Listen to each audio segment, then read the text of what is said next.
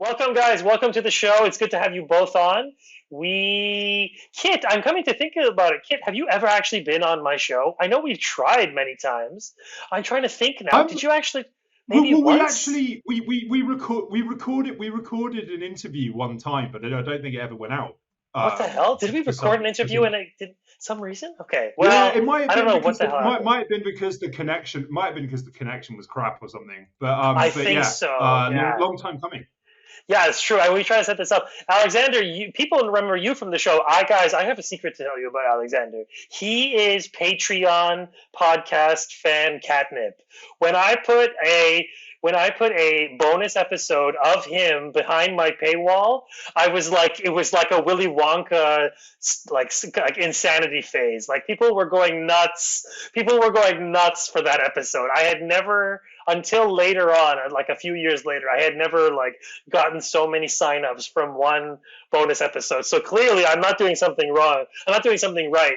Not having you back on. This is going to be on the free feed, but maybe we'll have you back on the patron feed, Alexander and Kit, just to lure more patrons in. But I appreciate you guys. Why don't you both introduce yourself? Tell us a little bit about Decline and Fall, about your work, and why don't you start with you, Alexander? Well, we started the show. I think it was about 8 or 9 months ago now. I'd interviewed Kit a number of times for previous incarnations of the podcast, including the original Red Star Radio imprint, and we came to realize that the work that we both did had a lot of overlaps, but also some interesting differences. So, like, whereas I through the institute website and the YouTube page, do a lot of work on like theoretical and practical applications of Marxism, Leninism, and studies of imperialism, and wrestling with the problem of trying to do some kind of political organization in the original imperialist country. Kit's work, obviously, he'll speak about this himself, but focuses on like the actual actions and machinations of British imperialism as it actually exists now. So we thought that by bringing together Kit's reporting and like my analysis using the Marxist-Leninist methods of like understanding and analyzing imperialism, we could do something which nobody else was really doing. So because you get a lot of people now, especially on YouTube, doing like so-called multipolar shows, which are basically just disaster porn, or like what I would call like bizarre like fanboy service to like the Russian government or the Chinese government or something like that. Whereas like what we're aiming to demonstrate is that there were the what we're aiming to demonstrate is the fact that there are all these contradictions, but you can understand them. You can understand and trace back like the origins of, for instance, the Ukraine war to very concrete actions that have been taken by key players in this US-led but heavily British-influenced imperialist bloc, and that the role played by the British imperialists, not talking about politicians who have no idea what they're doing some of the time, but by the ruling class, by the permanent institutions of the British state, by the City of London, these are things which need to be explained, because you're never going to get this explained through the British media, of course, and you're never going to get this explained really through academia. I went through 4 years of politics and international relations, and strangely enough, none of this ever came up. Not really. So we thought that there was a certain value we could add by doing this on a week-by-week basis, and the fact that we've got a positive response shows that there are people out there with a hunger to actually understand the world, because to conclude on this point, and without wishing to seem like the tiresome philosophy bore, but there is like a real value in like understanding things via the old Plato's cave analogy, which is if you watch and consume bourgeois press in Britain, you're not even seeing the shadow puppets on the wall. You're seeing like probably the inside of a blindfold. Shadow puppets on the wall will be an improvement. And once you come to realize that the imperial core populations, particularly Britain and the United States, are the most propagandized people on earth, because we cannot be allowed to know the truth about where the money comes from. And in Britain's case, the money comes from hundreds of years of slaughter, enslavement, and oppression, which has mostly been hidden and is systematically lied about. One of the things that has been, I won't say positive, but profoundly educational about the Gaza genocide and the US, Israeli, British murder spree is the fact that this is becoming more and more obvious. The reason why all of this goes on and why there is all this brutality is because this is what underpins British imperialism and always has. There's no difference the only difference in terms of what the Israelis are doing is a level of technology. This is how it's always been. This is what the Great West is built on. And if you want to take a positive out of that, the fact that our show's gone down so well shows that finally a lot of people, even in the imperial core, have woken up to this reality. And this is why we do what we do, and why I think we're going to continue to see more success with it, because the fact is that this work is done by very few of us.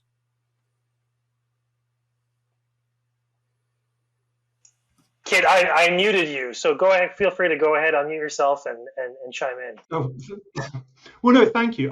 Yeah, I mean, I think that Alex, in typically eloquent and incisive style, really laid out the motivations behind us launching this, but also like how our work in very different ways like slots into each other quite nicely, and we kind of complement each other in other ways.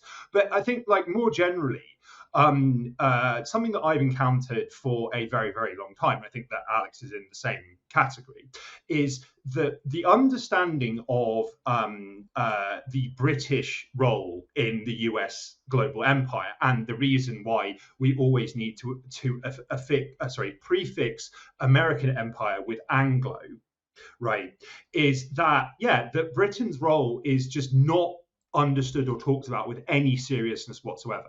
Like, I mean, even among like the anti-imperialist leftists, it's not really understood. And there are a number of reasons for this, which aren't people's fault. It's because, as again Alex beautifully put, the populations of America and Britain, and I would say particularly Britain, they are staring at the inside of a blindfold. Like, they have no idea what their government is doing abroad in their name, covertly or even overtly. And I think that there is a widespread, the widespread received wisdom is that Britain is purely America's number one lapdog and poodle, who will ask how high when told to jump by the US. Now, that's true, but what this analysis admits is the fact that frequently Britain plays a leading role, often in conjunction with the most belligerent kind of elements of the US power structure, in fomenting conflicts, in stirring up trouble. Often they go into business for themselves. They go around the world starting fires in the hope that the US will extinguish the blaze for them, or alternatively will pour more petrol on, depending on what Britain's quote unquote interests are at a particular time. Now, I mean, to give you two examples very quickly, which we can get into in much more detail, but America doesn't need Britain's help or guidance or direction to oppress Cuba. It doesn't need Britain's guiding hand to want to overthrow the government of Syria. But Britain does play a significant role in influencing how these things are done often, and that's not subject to real scrutiny. So, for instance, to name one example, the Maidan coup in Ukraine in 2014, it is beyond any argument that it was orchestrated by elements of the US National Endowment for Democracy, the CIA front. The CIA was also directly involved in this. That is very well established. And indeed was openly advertised by the NED at the time and US officials. However, and it was, of course, aggressively supported by people like John McCain, Lindsey Graham, and Victoria Nuland, of course. But it occurred at a time when the Obama administration was still trying to maintain like relatively decent relations with Russia.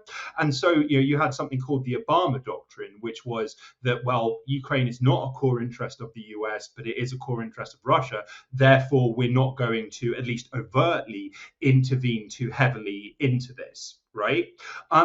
In around the time that Maidan happened, a figure who crops up in a lot of my work and a lot of Decline and Fall's output is this longtime British NATO advisor called Chris Donnelly. He is on the ground coordinating with Newland's handpicked fascist government immediately after Maidan, and like calling for them to start World War III by like bombing Crimea and all this other stuff. But not only that, in I believe it was July 2014, he makes an appearance at a parliamentary defence select committee in Britain, and he explicitly states outright, well, Britain should take the lead on training and arming the Ukrainian army for its brutal crackdown on the Russian-speaking population of the country's south and east, because currently the Obama administration is engaged in a pivot towards Asia. And I think this is pretty much a verbatim quote from memory. Donnelly said, by doing this, we will refocus US attention on Europe and the Middle East. Right, so that there we see the interests and objectives of British imperialists slotting in very, very, very neatly and nicely with the objectives of people like Victoria Nuland, which is like contrary to formal White House policy. I think that Michael Parenti has a whole riff on how the empire feeds off the republic. And I think that's kind of applicable. And in a similar vein, Syria. Now, we know that from 2009 onwards, at the very least, that the US government was committed to overthrowing Bashar Assad. But Britain played a leading role in this too, and were staging fake chemical weapons attacks, running propaganda efforts, and engaged in pretty intensive international lobbying to get all-out boots on the ground invasion. Absolutely. Well, it's like someone that I've written about extensively. Again, he's a guy called Hamish Breton Gordon, who's this MI6 agent. He was involved in an MI6 operation to smuggle soil samples out of Syria to prove that the Assad government had crossed Obama's stated red line of chemical weapons use. And this was when the US seemed rather reticent about getting overtly involved overtly involved in Syria. And there was a mainstream report on this MI6 operation in which a nameless British official was quoted as saying, well, the Americans want more evidence. We went and got it. If no one does anything now, there was no point conducting the tests. And then the obvious question is, well, was that directly outsourced to Britain, or were they acting on their own initiative? And I think that trying to unravel that, like questions like that, is what we're all about at Decline and Fall. So please like, share, and subscribe. No, it's true. I appreciate you guys. I love your show. I was just listening to Lisa one a few days ago, and I was like, these guys, I have to have them on. This is ridiculous. Because it's totally true. I agree with everything you guys say. We can't fall into the trap of what's the word?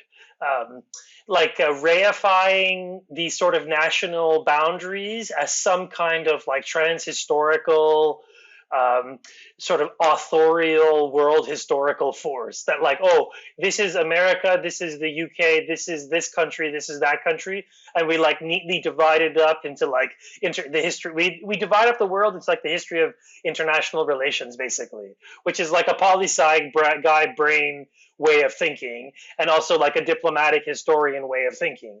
But the ruling classes have no identity. They do not care about national boundaries.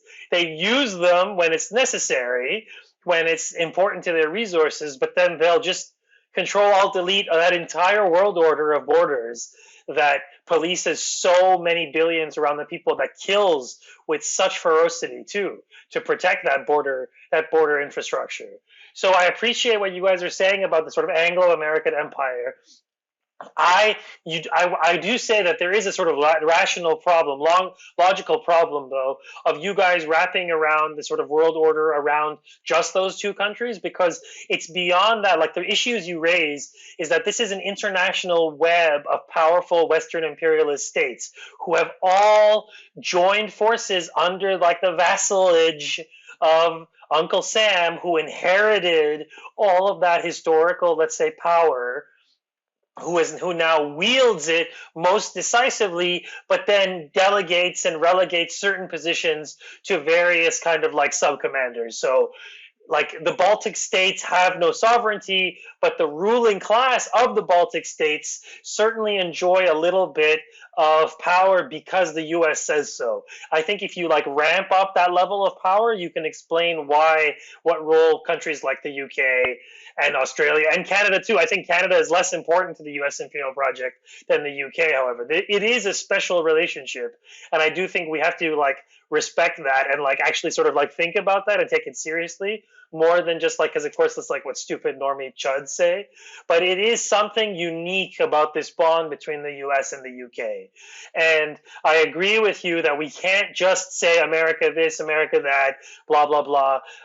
That's like too simplistic.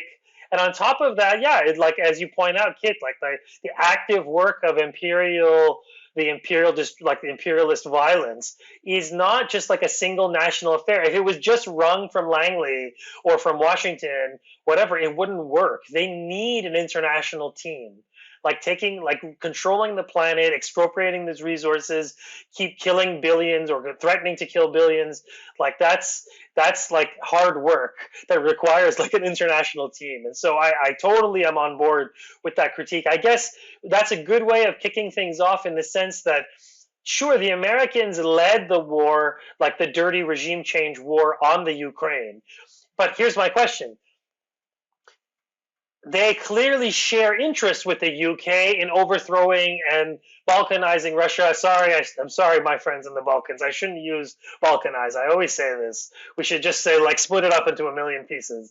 It's a tragedy to use the Balkans to associate it with like dirty wars and breaking up a country. So I apologize for saying that. But like that's the dream, right? To repeat what they did in Yugoslavia at a larger scale and turn it. That's the like crown jewel. And that's the crown jewel for all these projects. That's what ties regime change in Iran. That's what ties in Libya, Syria.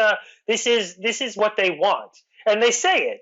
But achieving that goal is another thing. And so I guess the question is, as you guys say, like, oh, don't forget about the UK. It's more like, let's think about the mutual interests and how those mutual interests result in, let's say, to use like normie speak, like synergistic approach to imperialism, because it wouldn't work if it was just American. I mean, look at Americans, for God's sakes.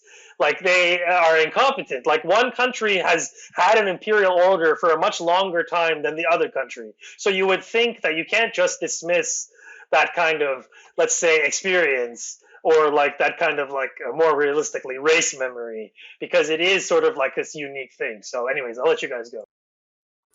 Well, I'll just add on to that. I mean, the idea of of a section of the British ruling class to pass over the strong arm stuff to the US is actually quite an old one. I mean, many of us will remember that cheery old racist Rudyard Kipling's poem "White Man's Burden." I mean, that's not just some guy's piece of racist poetry. It's actually a serious intellectual call to the US ruling class to take up the burdens of empire as British imperialism is moving into a more parasitic phase, to go with Lenin's analysis, which is that it moves from producing commodities, which it then exports and forces on the colonized populations, to actually exporting its capital and enslaving the local populations of the oppressed nations to slave for them for poverty wages. And they look at the US and think, well, because we're now not wanting to actually produce anything inside Britain anymore, we need to have brute force behind us to make sure that we can still enforce our, our claims, so to speak, our interests. So that's the way they saw the US in like the 1890s. And there was a consistent trend in the British ruling class of bringing the US in, offering them bits of incentives, but still seeking to keep a good slice of the action for themselves. Yes, the US gains more leverage after World War I and World War II, but it is very much a push and pull relationship between the two of them constantly. Like the British try to keep certain things to themselves, the US tries to muscle in. The French have a similar relationship, but it's a bit more fraught with the US. The rows that the British and the US have generally occur behind closed doors. With the French, the rows are a bit more open. But the way in which the British ruling class sees things now is that they essentially want to run an empire with the US as the iron fist, but with themselves as the velvet glove, so to speak. So that's why they put so much time and effort into things like educational and cultural influencing programs, which is the idea being that you can co-opt the elite, the ruling elite, the political class of an oppressed nation, a neo-colony, you can bring it to Britain, you can integrate it into the networks here, and then they will always look back fondly at their time at Oxford, Cambridge, or wherever. And they put a lot of time and a lot of resources into that. Like cultural capital is a very important thing for the British because it actually brings them now far more than armed force does. And this is why their strategy, which I'm sure Kit can talk about more, that they drew up in the late 2010s, was to actually have minimal military bootprint around the world, like have a few special forces and intelligence operations and rely on local assets a lot of the time. So like the ideal British way of war now is to have an outsourced army, because the actual British army is tiny. Britain's now, the British Navy's got more admirals than ships. The army of Britain could fit twice inside a big sized football stadium. So how do what they have is their capital accumulated over like hundreds and hundreds of years of like rape, looting and pillaging the entire world. And the cultural capital that they still sustain is what buys them their ability to shape things. Like we've just done a really interesting interview with Armenian journalist Alison Temesian-Muse, where she was talking about how Britain has effectively been the dominant player in Azerbaijan for 31 years, since a coup that myself and Kit were talking about just the other day. Nobody knows that because it's just not talked about. But this is a textbook example of how the British operate. Yes, the US is there in the background. The US has its own agenda as well. But the British are very careful to keep carving out their own spheres of interest and to try, and even to the point of trying to ward the US off sometimes, but always having to rely on them to do the big stuff. And I'll just conclude my contribution on this point. The big stuff at the moment is Russia, China, and Iran, the three of those. They have so far... They have an urgent need, all of the imperialists in Europe, Germany, France, Britain, Italy to a lesser extent, have an urgent need to break up, destroy either any one of those three, or ideally all of them. Partially because this is just what imperialism does, but also because the system in imperialist countries has been in a very deep hole since at least 2007. There's an argument to say it goes back even further, but there's a clear demarcation point there. And they've been desperate since then to find a way of basically getting rid of Communist Party rule in China, getting rid of the Islamic Republic and the barriers to capital penetration in Iran, and doing the same in Russia. And if they could, and they've been talking about this since the 90s, break up Russia into 1,000 different pieces, which can then be more easily controlled. So that's not just because of the standard imperialist aggression. It also reflects a very, very deep crisis in the system, which they're aware of, and they're trying to address it. But the constraints on their power, so for instance, the fact that they have to rely on this outsourced Ukrainian army, they can't deploy their own men because they don't have enough. They're terrified of actually the consequences of the wars they wage hitting their own populations in the face, and then it would be like anti-Vietnam War movement times 100. So in this very difficult position. But this is why the aggression against Russia, China, and Iran will be ceaseless. It will not stop. No matter how many truces, no matter how much wishful thinking the, shall we say, comprador elements in Russia or Iran or China itself might wish to indulge in, there will be no stop to this aggression, because they cannot afford to stop. The crisis in the imperial core nations is too deep. And if any of the imperial powers goes down, the contagion will be huge. It will probably drag the others down with it. But I'll pause there and throw to Kit now.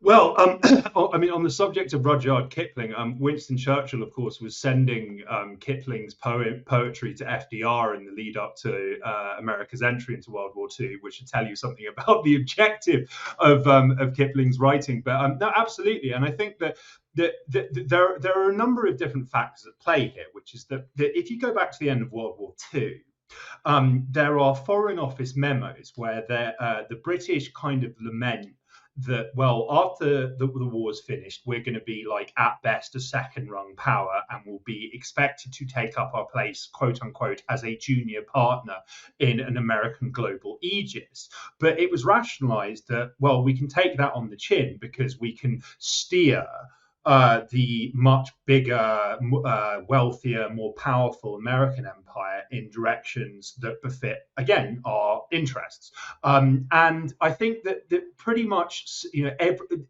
most world events since then have actually resulted from that desire by the British. I mean, so many things that people have no idea about. Like the Vietnam War was started by Britain. Immediately following World War II, and then the French took over from Britain, got crushed, and then the Americans went in to fill in France's shoes. But America did this everywhere, and I mean, as we've discussed at length on our shows, that there has been this kind of long-running fantasy, and it is a fantasy, albeit with real-world results, of Britain serving as the Greeks to America's Rome. We'll be the wise guardians and overseers of our rather rough and ready belligerent cousins.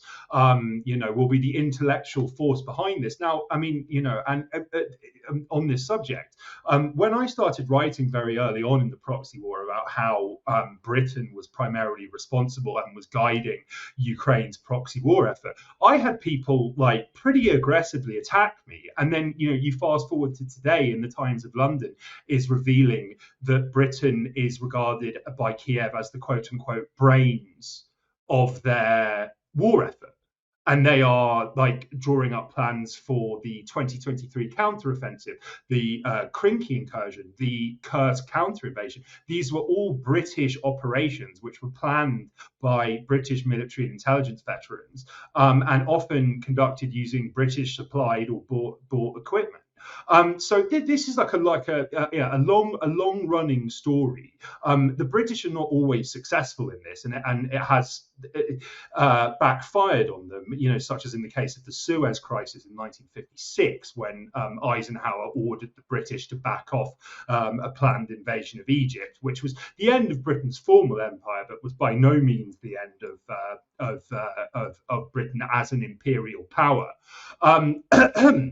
But also, I mean, you talk about not wanting to insult residents of the Balkans. As one who is currently dying in, mid-40s heat, no offense taken on that point, because I think it's actually it's very important to bear that phrase in mind, because that notion of balkanization, it looms large in the imaginations of Anglo-American foreign policy planners, of intelligence operatives, of military chiefs. They want tiny countries which, as Alex has spoken about extensively and as I've written about, they want small countries which are effectively markets for Western goods and serve as for resource extraction.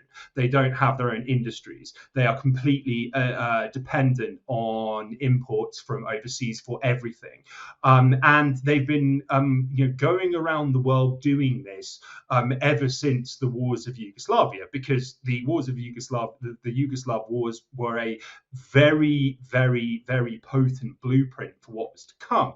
Now, one of the most interesting aspects, and this is something that I've written about for the grey zone, but I've also, Alex and I have also discussed, we did a special on the breakup of Yugoslavia, is the 1999 bombing of Yugoslavia by NATO.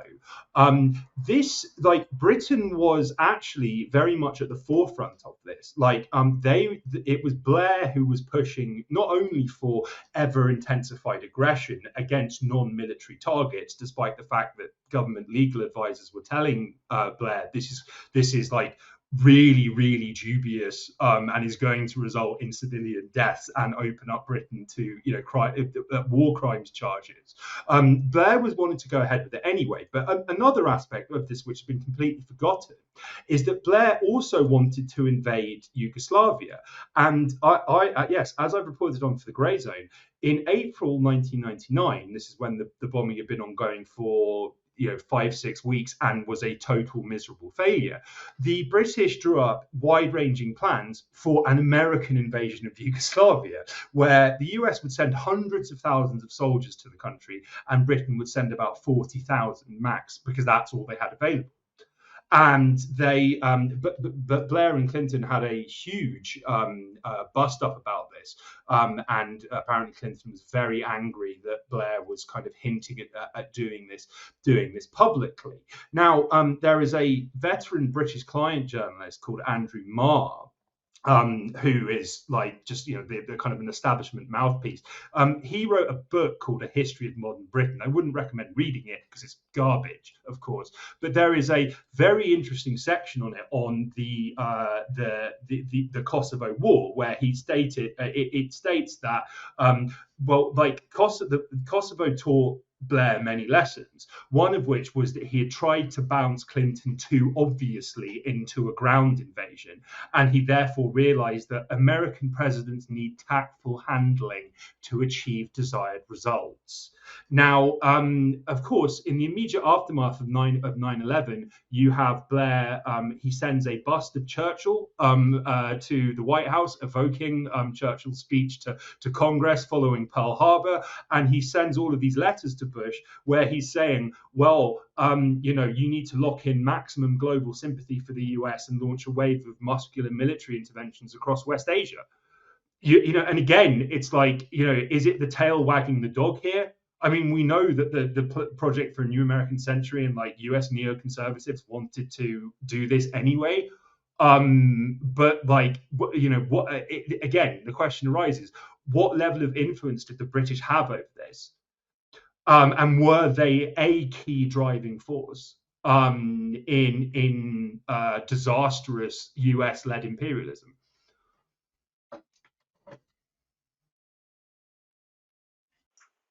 I guess at this point, I want to ask a question about the role of the Ukraine war in all of this, because a lot of times in my head of these, and this is partly my own, I'm guilty of this, is that because I'm sort of focused on West Asia, I look at it through the prism of these national conflicts. But like in a lot of ways, and I've said this on the show before, is that like the Syria war and the Ukraine dirty war, these are two interlinked political crises that have a mirrored goal. And it's also they also are timed around the same time that the Xinjiang, let's say the violence in Xinjiang reached its peak, right? Like the so-called Urumqi riots, the stabbing attacks. I think those were like 2009, 2010-ish. I think I have to look back, but it definitely seemed to be, to me at least, looking back. Of course, at the time I didn't piece it together. I was just some goofy grad student, but I didn't piece it together at the time. But yeah, this was like a coordinated, or at least, I don't know, coordinated, but at least these are all part of a same plan, right? That the fingerprints of Western imperialist intel agencies are really easy to identify. You just have to follow the chaos, right? Because that's what they do. foreign, like other countries don't manufacture chaos. Like that's the job of the West. The West manufactures chaos to their own benefit. And this is the case over and over and over again. This is the case in Libya. This is the case in Syria. This is the case in Ukraine. That the chaos, right, that the social chaos, and they have this machine that is like this Swiss Army knife of institutions, media, journalists, like educational institutions, all kinds of highly placed people who coordinate together one message. Now, like and like part of it, like around the same time, we're all chanting like Ukraine good, defend Ukraine. And then the other part, which is to say they were defending like a coup government that were a bunch of Nazi banderites. And that was their holy principle is, oh, we have to defend this, we have to defend this. And then at the same time, they were saying Bashar bad, Assad bad, like the meme going off in their head, like a little click. And these are like two pinnacle projects. And I mean, the Chinese case is a different story because they didn't have nearly, let's say, the success that they wanted to have with that operation. And China had long stymied the CIA long ago. And if you believe those reports that came out maybe 5-6 years ago, the Iranians and the Chinese had successfully ejected a lot of CIA agents from that system. And I think there was, at least in China, there was like this mass purge all at once because their communication system got hacked by the Chinese government, and they figured out what was going on, and end of the story. And so it's not like they had any kind of quote unquote success in China, especially the fact that in the midst of this was before Xi came into power, right? Xi comes into power, I'm trying to think, I can't remember, sometime in the 2000s, I want to say 2011, 2012. I don't know. 2012. Yeah, something like, yeah. Oh, sorry, you're on the wrong mic. Let me switch you out because you're gonna get a feedback. Hold on. Yeah, so I'm thinking that like, this is before that too.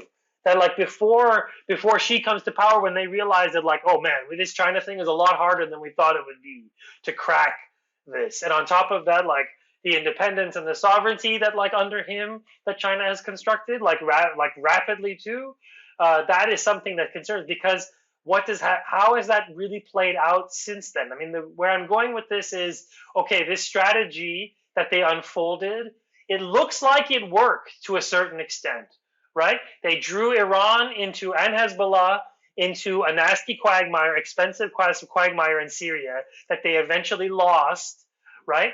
They drew Russia into a nasty, not a quagmire, but an expensive, costly war. They don't call it a war, they call it special military operation, the Russians that is. But like ultimately the Russian Federation is expelling a lot of resources. How many? I don't know, but compared to other things. But I just mean in terms of this is how they design things, in the hope of sapping up their enemies' forces in these like nasty conflicts. And in the case of Ukraine, they're at the border, and in the case of Syria, they're right next door. Not literally at the border, but right next door.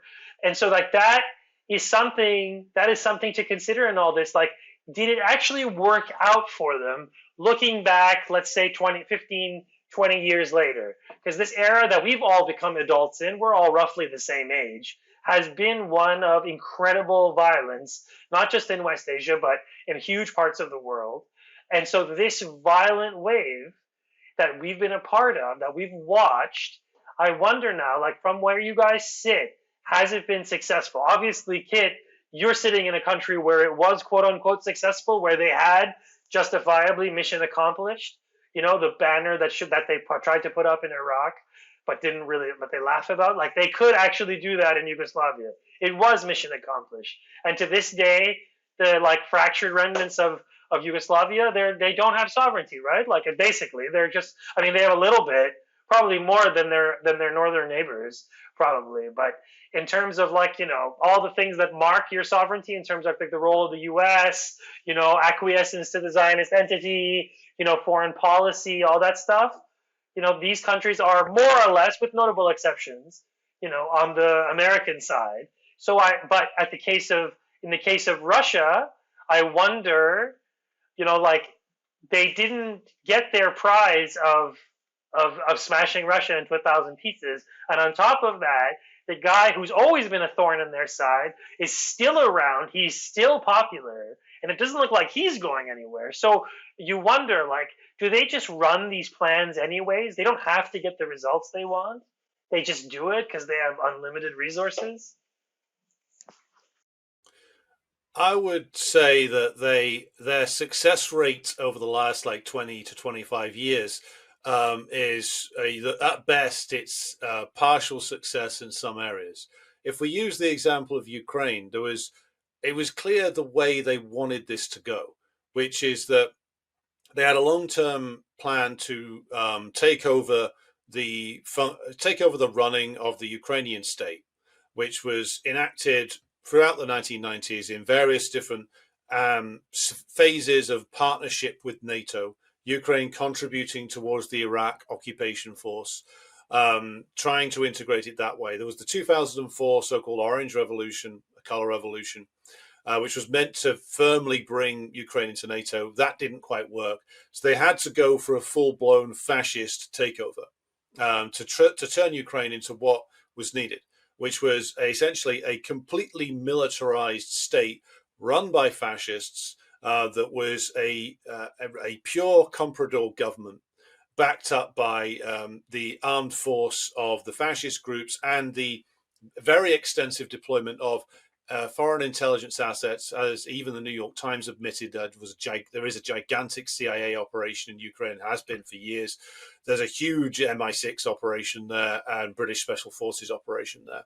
So what was the purpose of Ukraine, though? Ukraine was meant to start a war with the Russians that could then be followed up with the sanctions program that Biden unleashed. And that this would be then combined with moving whatever assets they still had left in Russia, though the Russian government had taken the time to break down and arrest a lot of the people who were involved in the British and US networks. But you mobilize so-called anti-war demos in Russia when the special military operation begins. You hit with the sanctions, you generate a sense of crisis, and you present the battlefield as only going Ukraine's way, even if it's not. So a lot of this is psychological operations and information war. The idea being that this, combined with the sanctions, combined with what they hoped would be a big economic hit, would trigger either a state collapse, a palace coup, some kind of action from like various different factions who MI6 and the CIA might have been liaising with, to remove their bête noire, Putin, and to either bring in another version of Yeltsin or to see the country internally collapse, which, by the way, if you go back and watch like British archive news from the 90s, early 90s, they're all talking about, oh, what if Russia collapses? What if Russia collapses? Which was, of course, a concern, a desire expressed by Paul Wolfowitz as early as 92 in the original Wolfowitz memorandum. So this is a long-term project because they felt like, the British and the Americans felt like they hadn't got all the way with Russia in terms of breaking it up. They nearly got there in the Yeltsin era, but Yeltsin was levered out of power before he could complete his deadly work. So just on the point about has this project worked? Well, it hasn't worked, but the reason why it's still going on, I would argue, is not particularly because the British and the Americans have limitless power. They have, because thanks to the dollar's reserve currency status, they have apparently limitless resources, but they've run up against a very hard limitation of that power, which is industrial production. Like, as Biden and now Trump are discovering, saying you're going to reinvigorate US industry doesn't counteract the tendencies of imperialism towards hollowing out of the industrial base. You can't just announce you're going to produce 50,000 shells a month and suddenly be able to do it.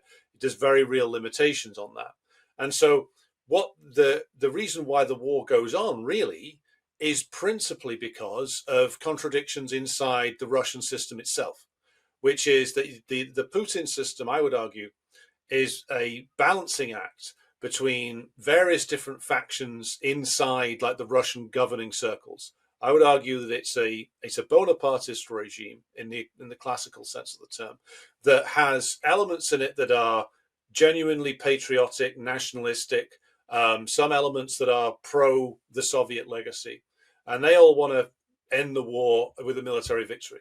You have other elements in there who are more inclined to seek a negotiated settlement and want to go back to the good old days of trading with Germany in particular, but also the US. And the log jam between the two of them is a big part of the reason why the war is going on in the way that it is. Because you've got this group inside the Kremlin that is constantly seeking a bargain with the West. What's weakening that group more than anything else, though, is that you can't bargain with the West now. You can't. There's no bargain that the West is prepared to sign, that the collective West, Britain, the US, France, Germany, is prepared to sign with the Russians or the Iranians, really, that it doesn't involve total wholesale capitulation. And so Putin, even if he wanted to capitulate, couldn't, because the domestic consequences would be too severe. But the plan of the West was all dependent upon preying upon the instabilities that are inherent within the Russian system, the Iranian system, and the Chinese system.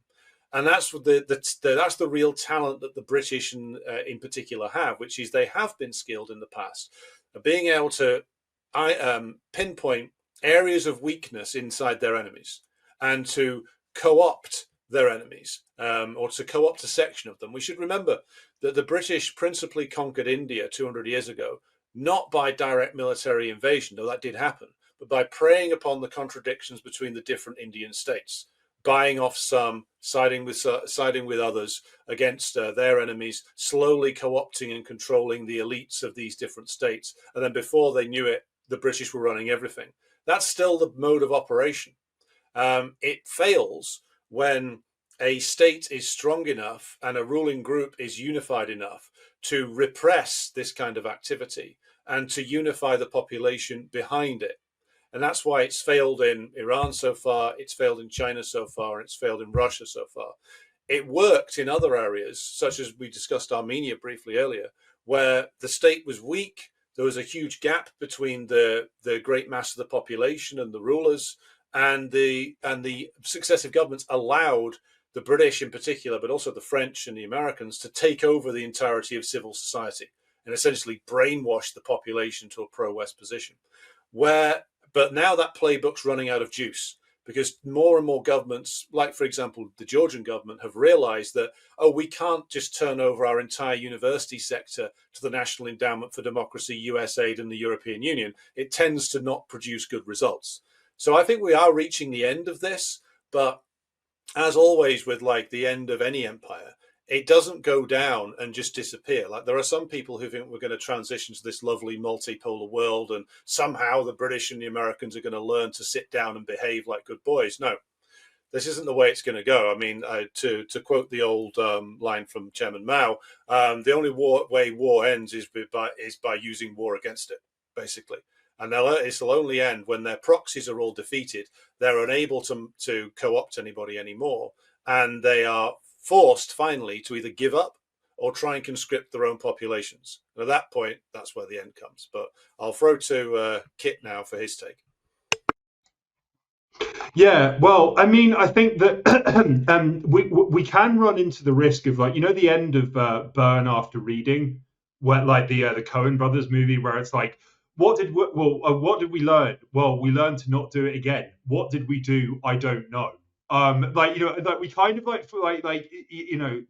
there is an aspect of causing chaos for chaos sake, because chaos does create opportunities. And I might add that Alex mentioned Georgia, which, I mean, that was a quite extraordinary Anglo-American imperial project where after the fall of the Soviet Union, the country, the newly independent country, was led by part of the kind of latter-day Soviet comprador elite, this guy Edvard Shevardnadze.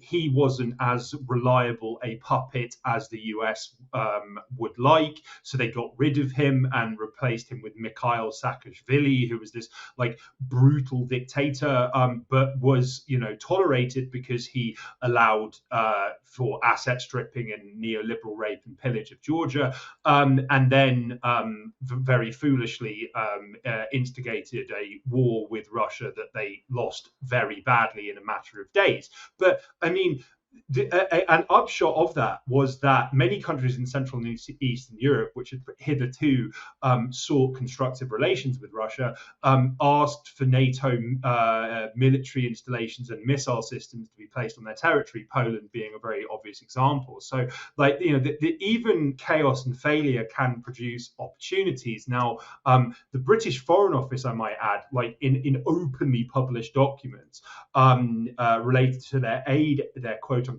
aid efforts in Ukraine, they refer to how London views Russia's invasion not only as a crisis but also an opportunity.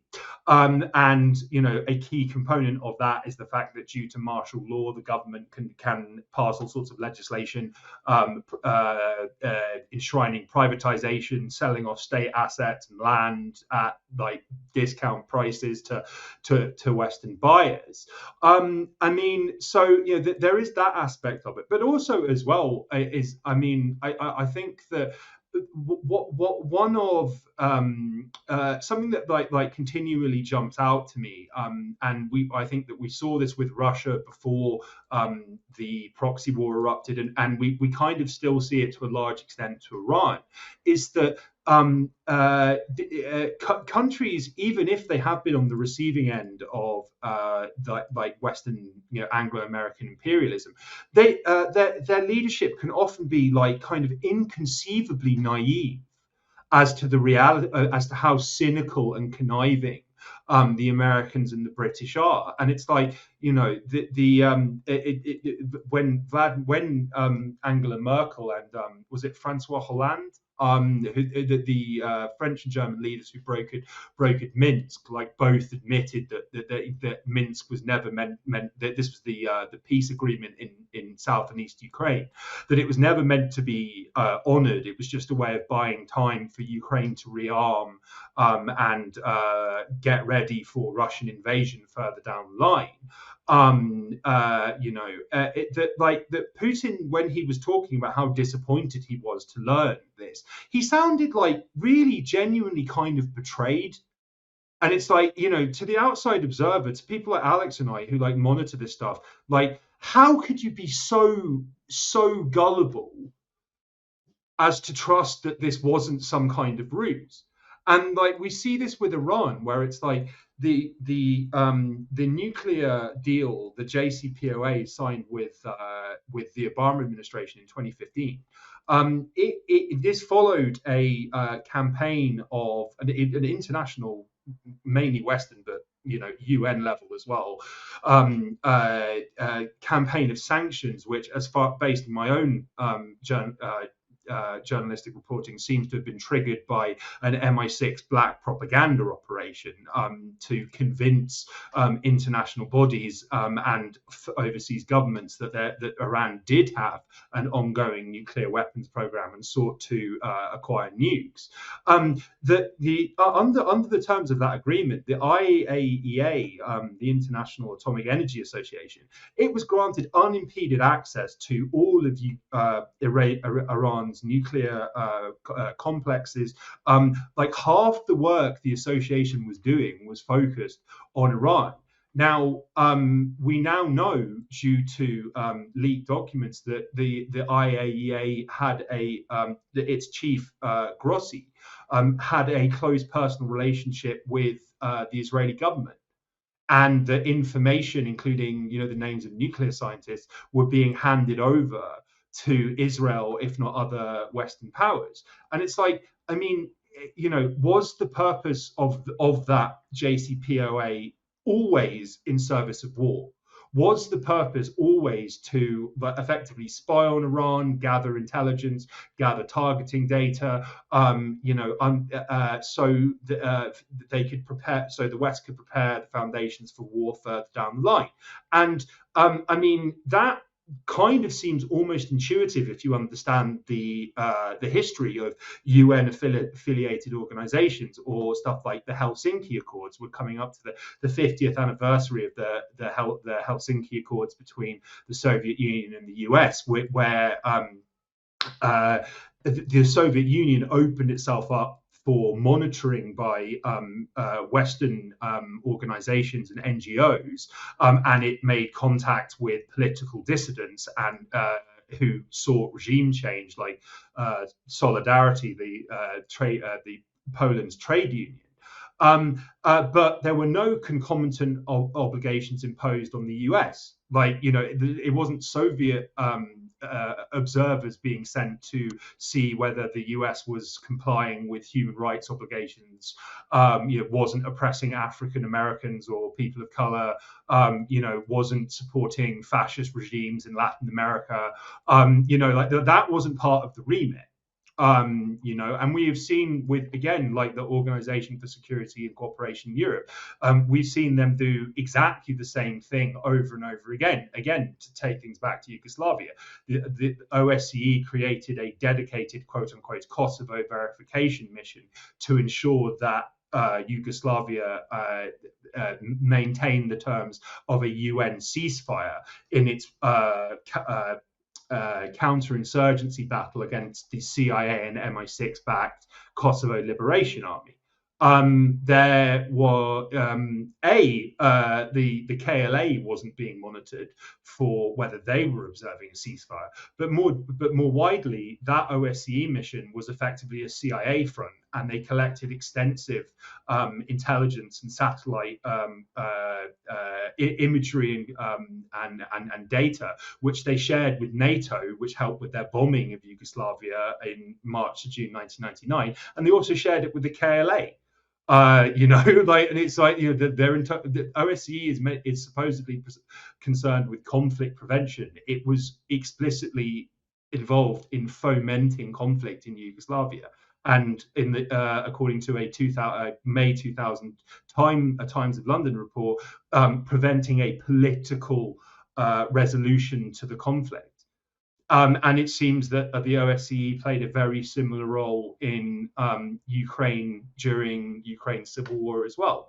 And so the writing's on the wall in kind of flashing neon letters that you shouldn't trust these Anglo-American dominated and funded organizations.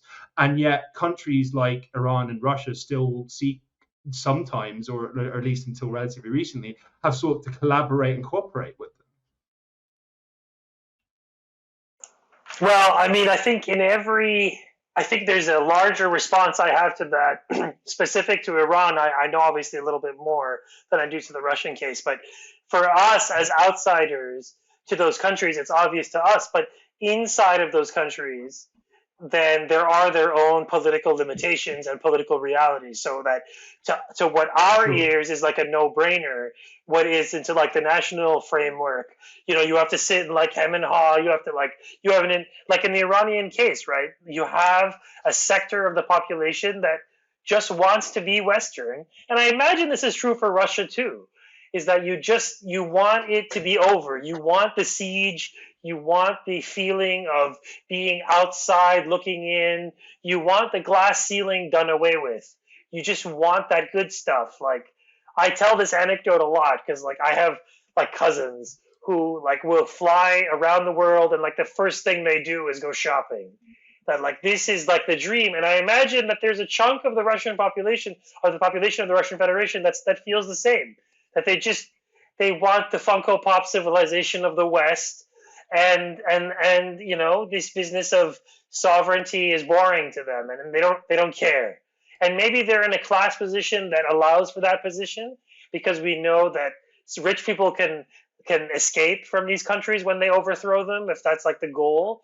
And so maybe that's why they say it. I don't know, but I do think that like at the end of the day, these countries like consist of millions of people, and they have their own internal calculations. That in the case of Iran, right, like if you expel the inspectors, like you're saying, okay, we don't even want to be part of your world system. Like, okay, so like I thought about this a lot, and I think one of the consequences, I meant to say this in a recent episode, I don't know if I did, but one of the consequences of this 12-day war, I think, is that the stark choice has to wait for Iranians. Like, you have a country that, and this is an impossible choice, so it's not really a choice, but you have to say, do you cut the West out of your life? Do you cut its elements? Do you cut its media, its tech? Do you cut its software? like the Iranian foreign ministry uses ChatGPT to like write their responses. like that's like that. Even until recently, like that's like a to their like they're obviously like some kid, some 20-year-old kid probably typed it in and like sought out ChatGPT's help because they still are probably on a Western dominated internet where English is the language they speak, the foreign language they speak most probably. So like it's the bigger worry I have is that to defend the Islamic Republic, the sovereignty, this like precious thing that Iranians have fought for, I'm of the view now, and this is bleak, but you have to basically be like the DPRK. Like you basically have to like put a firewall and like you have to put a firewall. Like you can't let these goons in. Now I don't disagree. I don't disagree. But it's but like I'm gonna after I said that I'm gonna say this is ridiculous. I live here in the West, and I'm talking about like this world. I'm not advocating for this. I have no business telling Iranians how they should live their life or run their country. I'm like some outside guy. But I think ultimately that like the real defense is a pure and utter fortress against it. And the Chinese, I believe that the Chinese have they have a natural one against it, which is the power of their own language and culture because they have so many people and they have like their own machine that produces culture for them. They have their own news culture, and the West doesn't have the army, the linguistic army required to even begin to crack that. Forget the fact that that their world media systems are they're not linked to China. China has its own media economy, and a lot of countries do, but the West has a foothold in them through Hollywood, through the internet, through like Android software, through like iPhones. Like these are very real forms of soft power that the West has over various countries. And I'm beginning to view that like the dark solution for Iranians is like, yeah, fucking purge yourself of this shit and ban iPhones, make them like ban the fucking everything, anything the West makes, pure Chinese. I mean, I know I'm saying this is ridiculous. Like I'm not actually saying this, but like that's my view that like the only thing that will work, right? In much the same way that like I won't finish that sentence because I'll get charged with terrorism, advocating for terrorism, but I won't say it. But like ultimately, that like the question that poses to you is that like the violence of this Western system, how do you protect against from it? I don't think you can, and so I don't think you can without permanently blocking it. There is a linguistic thing, though. The linguistic element of all this is that like people in Russia, I imagine at least, learn English when they want to like learn a foreign language. I don't see them learning Chinese or Arabic. Like people who want to study a foreign language, I imagine English is something where they go. And this is the same way in Iran.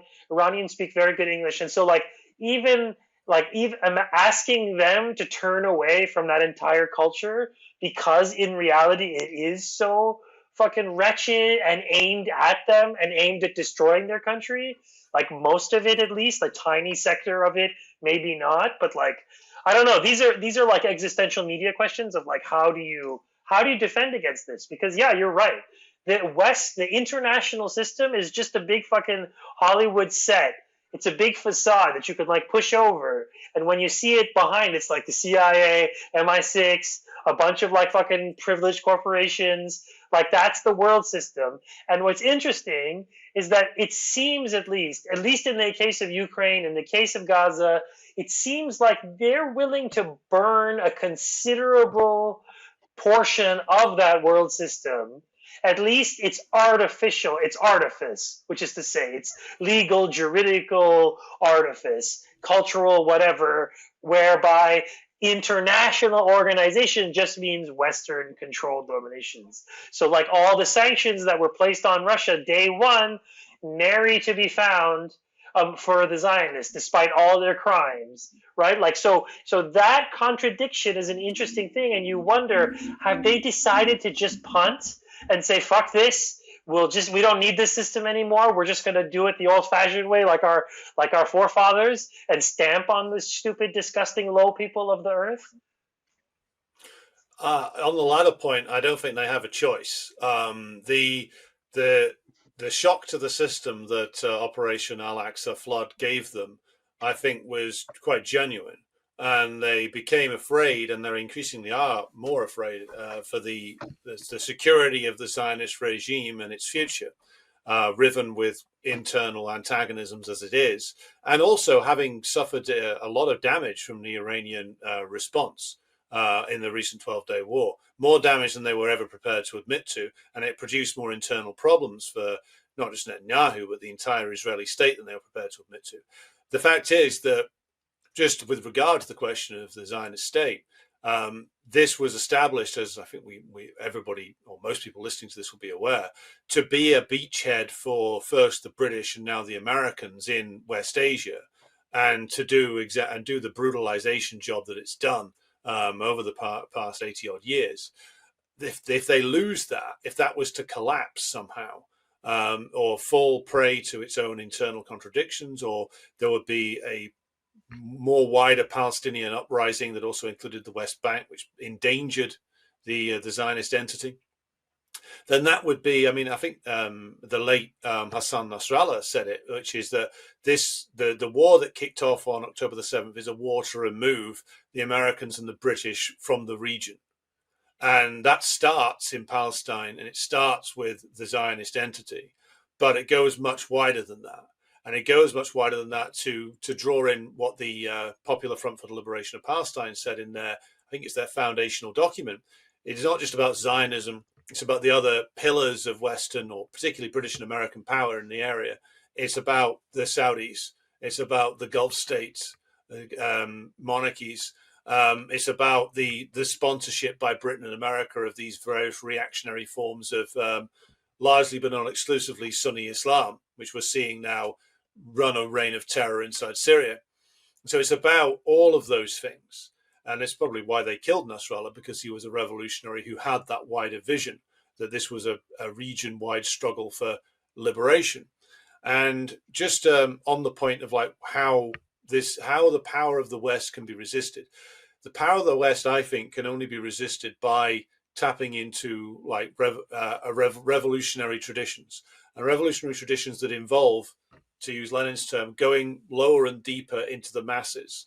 Meaning that the reason why the Islamic Revolution, I think, succeeded was because it had this mass movement of the workers and the Iranian peasants behind it in its early years, and that is the reason why it survived the long war waged by the Iraqi Baathists on behalf of the US. And it's the reason why it was able to stand up to that. To actually withstand this kind of pressure, it means that you have to mobilize the segments of the population who aren't enamored by dazzled by the Western culture, and whose interests do not lie in the West. Like, I spoke to an Iranian a Marxist recently called Bahman Azad, who made some really interesting points about the fact that the strength of like the comprador element in Iran lies in those parts of the ruling class which still either have interests in the West or want to attain them. And so if you need to counterbalance that, you need the mass of the population of Iran who not only don't have interests in the West, but have no desire to, and who the idea of a sovereign independent country whereby all of the population lives decently, that's an appeal that can only be had to the working class and the both urban and rural.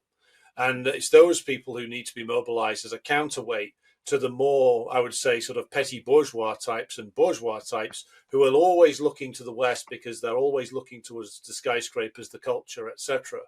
And it's a problem that the Russian system has, because that's built on an anti-politics of mobilization. Putin and the system he sits at the center of have always been against mass mobilization of the Russian working class, because that's a danger of instability. The irony being that the only reason really why the SMO is possible is because of the mass resistance of the population of Donetsk and Lugansk to the Banderite regime. It was an uprising of the population there who armed themselves and essentially challenged the Russian government to say, well, we reject this, will you back us? And it took 8 years, because there was a long back and forth inside the Russian government before they finally were forced to the point where they had to do something. So it's the role of the masses in this sort of move to multipolarity and the dismantling of the empire cannot be underestimated. And I think a lot of people do underestimate it because they see it as like the great statesmen, Putin and Xi and the supreme leader of Iran, Khamenei. But in reality, it's like the movements of the masses at the base of those societies is what actually secures them against this co-optation and takeover. It's where the masses have been depoliticized and demobilized and demoralized that you get the societies being run by tiny elites who can be flipped easily and brought over into the Western way of thinking. That's how the Soviet Union ended, in reality, because it talked the language of socialism, but was run by a tiny elite, the leading elements of which wanted to go into business with the Germans, the French, the British, and the Americans. And so it depends upon the forces lower than that in each society who truly know the value of sovereignty and independence, and they have to be mobilized against those who are in the thrall of the West. And it's not an easy road to go down. And you need to be getting the masses of people on your side, which makes, of course, all the elite elements in these societies very, very nervous because the masses come with a whole list of grievances, some of which might be targeted at them as well. But that's really the only defense. The only reason North Korea stands today is because they have consistently mobilized the North Korean masses around the idea of socialism, but also around the idea of national independence following their horrendous experience at the hands of the Japanese and the Americans and the British earlier in the century. And that's what is the key to their survival. The nuclear weapons that they've attained, that's part of it. But also they wouldn't be able to successfully get those if they didn't have the scientific and technological base. They didn't have the political security of being a society which has consistently been based on mass mobilizations. In the political sense. So I'll pause now and throw to Kit.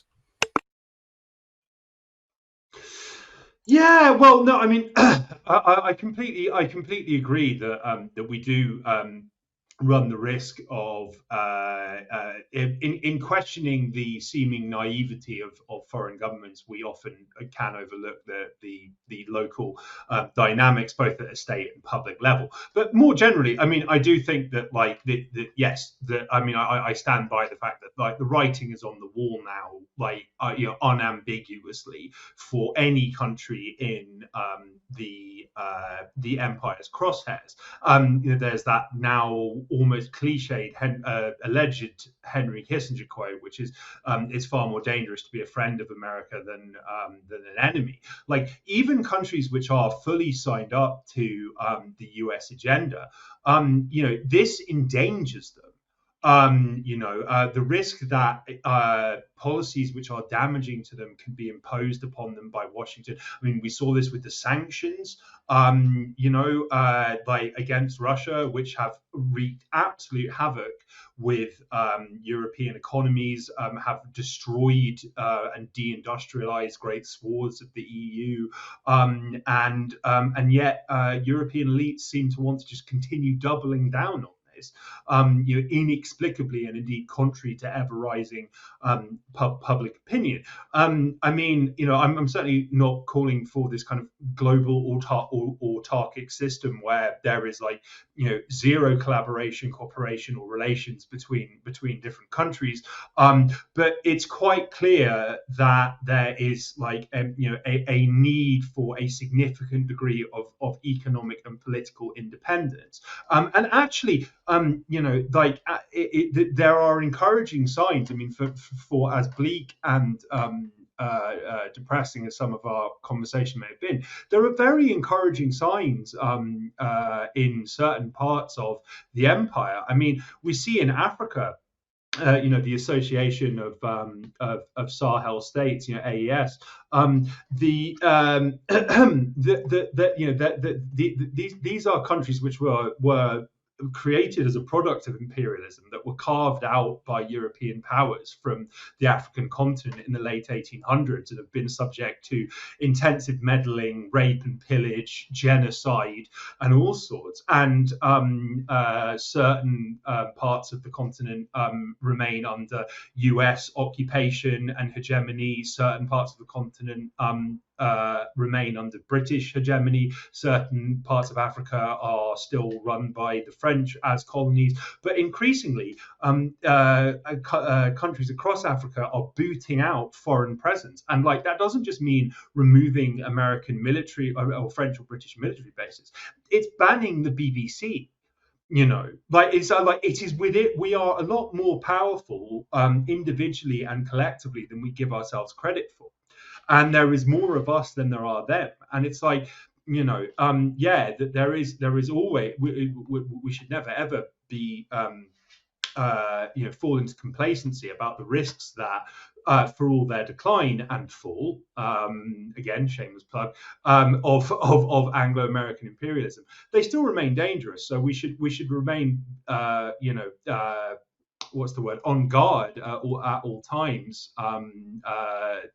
due to the threat they do pose. But at the same time, as Mao said, and Alex is quite rightly fond of quoting, as Mao said that imperialism is a paper tiger, and it really is. It's like the illusion of power and the illusion of threat is so much more potent than the actual power that they wield. And it's like, we've just seen in Yemen, the American military, with British assistance, of course, twice has been defeated by Ansarallah in the span of a year, right? I've had conversations with people who I, would credit with knowing better, who are still convinced that, well, if the US really, really wanted to, they could have crushed Yemen. But like, that's what we were told was going to happen both times. And on both occasions, it ended with the US running away with its tail between its legs. And one of my favorite, call it an anecdote, call it a citation. After Operation Prosperity Guardian ended, initial media reports on the return of pilots and sailors who've been involved in this, they were all traumatized because they were not used to getting shot at. Like, they literally said this, that this is not something that they've experienced before. And then yet, facing down what is a relatively unsophisticated resistance group in allegedly the poorest country in the world, they defeated the US empire, twice in the span of 12 months. I think that calls upon us to expand our imaginations for what is possible, and we see in the UK recently, like, Palestine Action got prescribed as a terrorist group, which is just like a completely insane and unprecedented escalation because of their success at damaging the operations of Elbit, which is a key supplier of killing apparatuses to the Israeli state, which are central to the Gaza genocide. The British state has designated them as a terrorist group. There are people who are like electively getting arrested for holding signs saying, "I support Palestine Action," because they literally can't jail us all.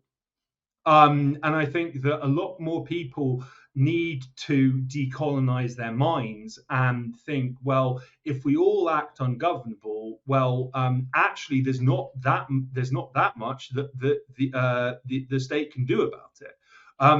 People might suffer in the process. People might get arrested. People might get beaten by police, which is, no picnic. But at the end of the day, these power structures are a lot weaker than we think. It wouldn't take very much to precipitate their collapse if we were that way inclined. I mean, it's like, we live in this era of extreme political violence, and not just in like state wars, but in terms of economic, the social violence, the medical violence that was waged through COVID, like like at our very, like the poisoning of our food systems, of our water, like our every part of our bodies, like just filled to the brim with microplastics. Like this is our ruling class waging war upon us. And what's interesting is that as we get, like, as the U.S. empire faces its own sundowning sort of moment, its own, like it's watching its eclipse, because it can't do what China has already achieved, right? Which is win over huge parts of the world simply by existing, by presenting an alternative world economic system that isn't American based, that doesn't begin and end in Washington and New York, facilitated through London.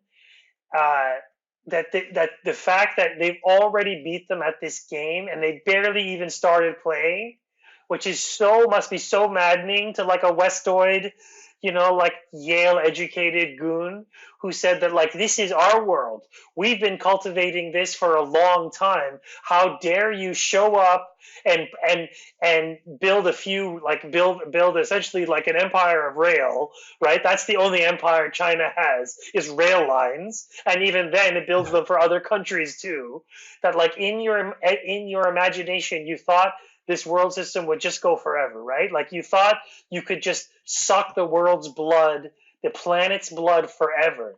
And now that they see that there's a part of the world that simply isn't going along with it, and more people and countries are joining it, that now they've decided to rig the system with explosives. They're going to 9/11 the shit out of their world order, right? They're going to set up some controlled demolition and then create this excuse of planes hitting like, oh my God, can you believe the terrorism?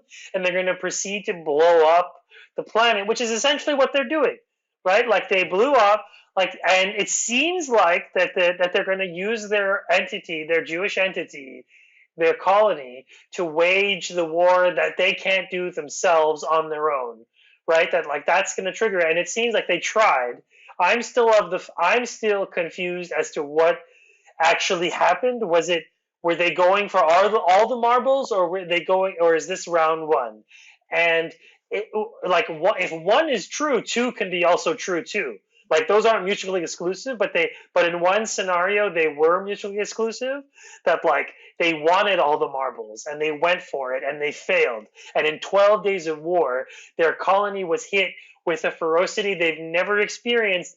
And that's the thing. It's not like you have to destroy Israel. You just have to make them not able to live the kind of life they want. They have to live, right? They are Westoids. They have a high-tech, high-finance economy. I say this all the time, and I pounce on this, that they can't live on what their economy is. Right? Like they have to keep growing. They need oil. They need gas. They need to expand. They need Gaza's oil fields. They need complete control without any possibility of resistance. So as long as a country like Iran, like Yemen, like South Lebanon exists, these Zios will never be happy. So they'll be constantly making war, constantly sowing chaos.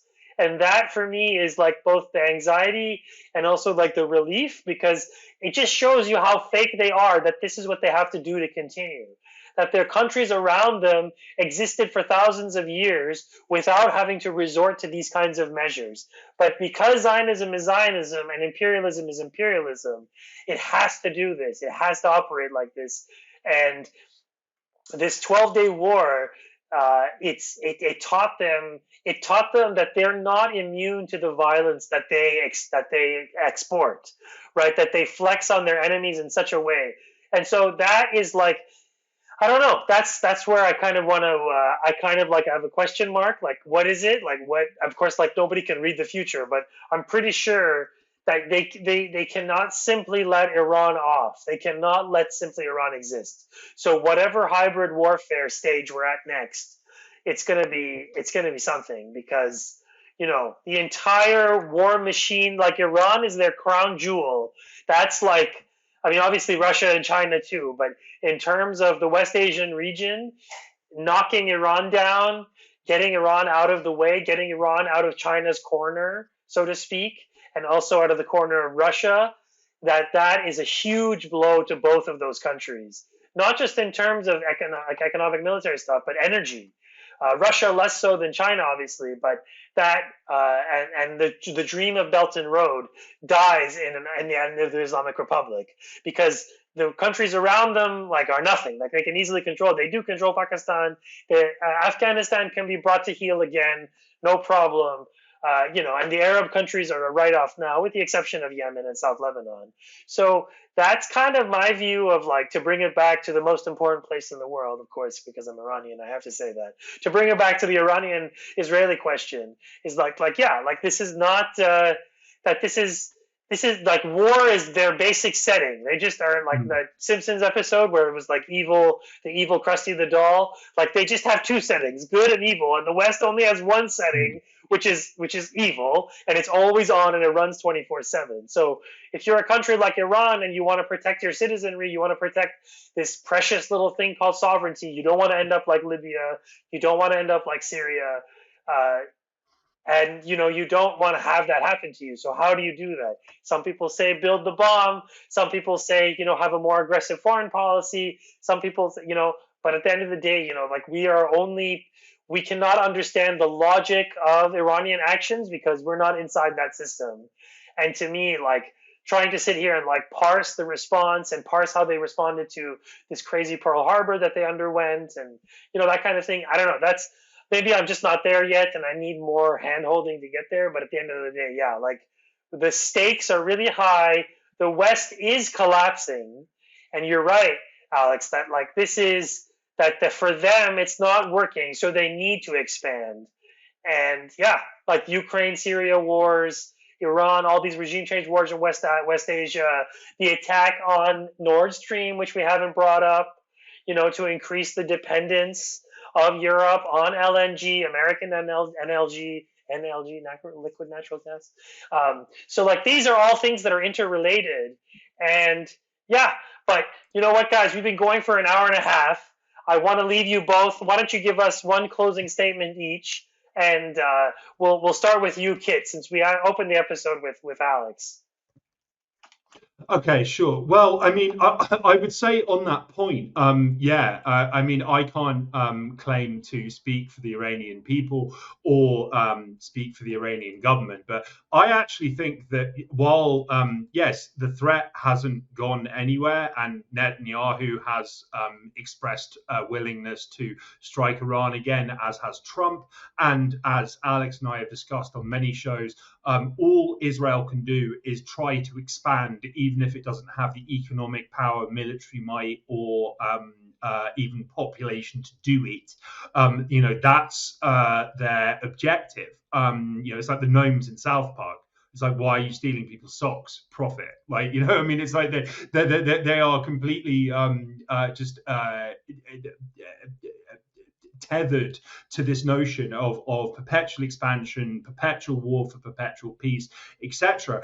At the same time, I mean, I've written about this for Mint Press News, and you can also find it on my own website. Again, shameless plug, I'm afraid. That I actually think that the failure of the 12-day war was it can't be understated, because there have been mainstream reports that the Israel wargamed this precise strike under the Biden administration, and they had been planning for years, in fact, for this very action. Now, you've got to bear in mind, in the first kind of 24 hours of the 12-day war, when after there were those targeted assassinations and they seemed to have caught the Iranians off guard, Israeli officials spoke with such swagger and exhilaration about these results. And Netanyahu was talking about a regime change, and they were talking about getting the US involved with the elimination of Tehran's nuclear program and all of this other stuff. Within 3 or 4 days, they were in serious trouble. Iran was absolutely battering them, and the mainstream media was reduced to publishing guides on why is it that the Iron Dome system, which we've been told is all that's keeping Israel, preventing Israel from total annihilation, why is it failing to stop Iranian missile barrages? So I actually think that they shot their wad, like to a significant extent, and Iran showed that very easily within days they could have Israel on the ropes. And I mean, on the subject of of public opinion, there is an Iranian commentator called Sura, who I follow on Twitter. She's fantastic. She specifically celebrated Iran's response to this, and she said, "We're now aware of our shortcomings more than ever, and we've learned from the experience. And this was actually in many ways a gift because it brought the population together like never before, and younger generations of Iranians who didn't live through the revolution or the war with Iraq, they now tasted something beyond themselves and have this kind of shared identity that they might not have had before, and they have been disabused of any naivety they may have been possessed of about the way that the West and its puppets like Israel operate."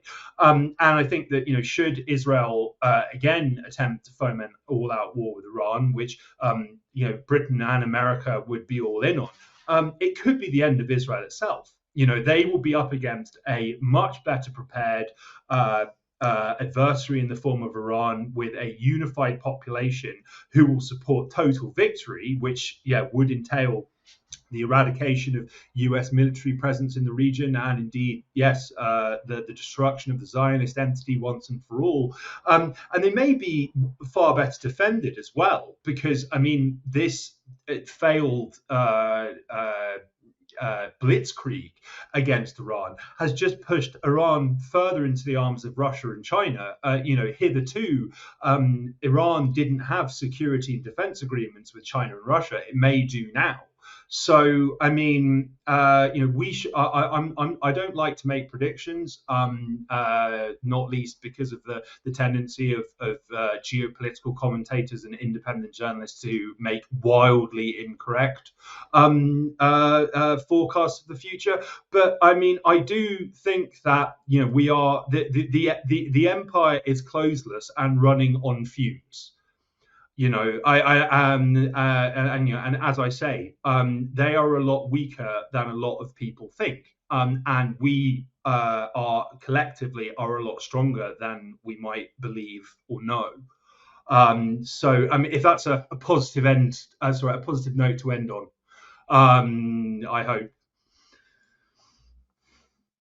I appreciate that, Kit. Well, I'll conclude my contribution by saying that the way in which this is shaping out, particularly with regard to Iran, is it is a demonstration of the weakness of the US and the British and others. In that, in an ideal world, they'd like to send in the Navy, blockade Iran, and roll the tanks all the way on the highway to Tehran, but they can't do it. They can't, which is why they've got to resort to this hybrid warfare tactic. And the way in which the Israeli strike was meant to go was meant to be, there was a serious attempt, it seems, to wipe out the Iranian cabinet, including the President Pezeshkian. There were serious attempts, according to Israel Katz, the Zionist defense minister, to kill Ayatollah Khamenei as well. So this was meant to take out the entire top level of the Iranian government in the belief that this would then trigger regime change in Iran itself. And that was an operation that they've been planning for years and years and years. And this was meant to work. It didn't work. They got a lot of people. They got a number of military commanders. They did initially a lot of damage. But when it became clear that this had failed, as Kit says, they were on the back foot. Now, what will they do in the future? Well, more of the same because of the limitations on their power. So they will try and unleash the hybrid war on Iran again. They will try and use Azeri separatism, potentially using the connection, the NATO connection with Azerbaijan. They'll try and use Kurdish separatism, though why any Kurd is still listening to the Americans or the British is a mystery. They will try and use Balochi separatism. They'll try and use the madmen MEK terrorists. They will try all of these things, which I don't think that any amount of terrorism or insurgency will actually work.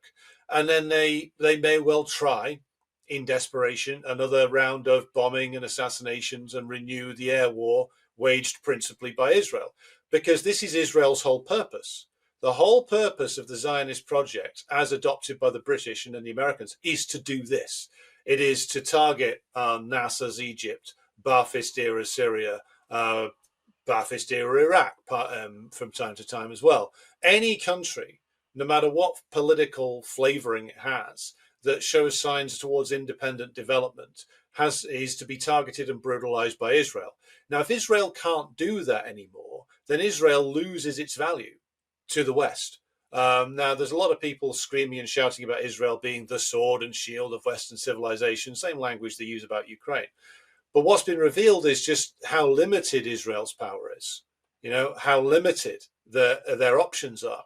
And Iran doesn't need to level Tel Aviv or anything like that to draw on something that you were saying, Sina, and I've seen other commentators from Iran make this point, which is that they just need to make the life very, very difficult for the settler population for a sustained period of time. And I think the smarter people in the Iranian leadership know this, to make life so difficult that all the internal problems in Israel blow up, basically, and they blow up internally. And that's already been starting to happen. So I think that what I think will occur is the US has to push Israel into doing this again. There's no choice. The US and the British need the destruction of Iran, or at least it's turning over to, I don't know, the idiot son of the last Shah or some other fool who is on the payroll of the Americans. So their aggression should be taken as a given. They will return for another go at this.